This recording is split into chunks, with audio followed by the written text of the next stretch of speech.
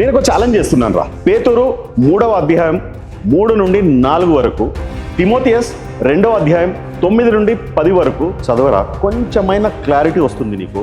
అక్కడ ఏం రాసిందిరా?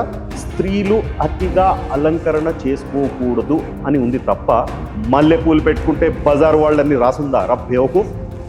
నేను నా క్రిస్టియన్ ఫ్రెండ్స్కి కూడా కనుక్కున్నాను, వాళ్ళు కూడా ఎక్కడా లేదని చెప్పారు. ఇన్ కేసు ఉంటే నాకు చూపించరా, అన్నీ మూసుకొని అదే ఫాలో అయిపోతా. నేను కూడా క్రిస్టియానిటీలోకి మారిపోతా. ఇది నేను పర్సనల్గా చేస్తున్న ఛాలెంజ్. దీనికి నువ్వు రెడీ అరా జోకర్? పోనీ ఇండియాలో కాకుండా వేరే దేశంలో ఉన్న బైబిల్లో ఇలా రాసి ఉంటే పోయి అక్కడనే చావండిరా. ఇక్కడెందుకు రా? మీకు పని పాట లేకుండా మతాల మధ్యలో చిచ్చు పెట్టడానికి తప్పిస్తే మీరు జనాల్ని ఎంత ఇన్ఫ్లుయెన్స్ చేస్తున్నారంటే, చర్చి నుండి బయటికి వచ్చిన వాళ్లకు వాళ్ళు తప్ప ఇంకెవరు మంచి వాళ్ళు కాదని స్టాంప్ వేసేస్తున్నారు. ఒకవేళ మీరంతా పతితు పతివ్రత శిరోమణులు అయితే, తప్పంటూ ఎరగని శుద్ధ పూసలు అయితే మీరంతా చచ్చిపోండిరా. ఎందుకంటే దేవుడు మాత్రమే మంచివాడు, దేవుడు మాత్రమే తప్పు చేయడు. మీరు కూడా అలాంటి వాళ్ళైతే చచ్చి పైన దేవుడి దగ్గరికి పోయి అడగండిరా, దేవా కింద మేము పెడుతున్న చిచ్చులు కరెక్టేనా అని. ఏంట్రా తుగ్లక్ దమ్ముందా? అంటే బైబిల్లో లేని మాటలను నువ్వు మీ దోస్తు మంది మీద రుద్దుతున్నారంటే ఏంట్రా అర్థం?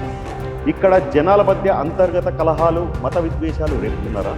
నిన్న యాక్చువల్గా ఎన్ఐఏ వాళ్ళకి అప్పగిస్తే దేశద్రోహం చట్టం కింద అరెస్ట్ చేసి పూసాలు కదిలేలా కుమ్మేస్తారు. అంతగా ఏ శత్రు దేశాలతో సంబంధం పెట్టుకున్నావురా పూసిడికే? రేయ్, నువ్వు మగాడివైతే, నీకు ఏమాత్రం దమ్ము ధైర్యం ఉంటే నువ్వు నిజంగా జీసస్ని మనసారా ప్రార్థిస్తే రారా. నీకు నా ఓపెన్ ఛాలెంజ్. దమ్ముంటే నువ్వు నా డిబేట్కి వచ్చి మీ రాజుగాడు మాట్లాడిన మాటలు కరెక్ట్ అని నిరూపించరా. ఇంతకు ముందే చెప్పా, మళ్ళీ చెప్తున్నా, మీరు నిరూపిస్తే నేను మతం మారిపోతా. నువ్వు ఒక్కడివి వచ్చినా, మందితో వచ్చినా, నీతో మాట్లాడేది నేను సింగిల్గానే. Abhinay Darshan and Shalam Raju challenge accept చేస్తారా? వెయిటింగ్ ఇక్కడ. ఇది ఎవరిని ఉద్దేశించినది కాదు, కేవలం మతాల మధ్య చిచ్చు పెట్టే వాళ్ళకి నేను ఇచ్చే వార్నింగ్. భారత్ మాతా కీ జై.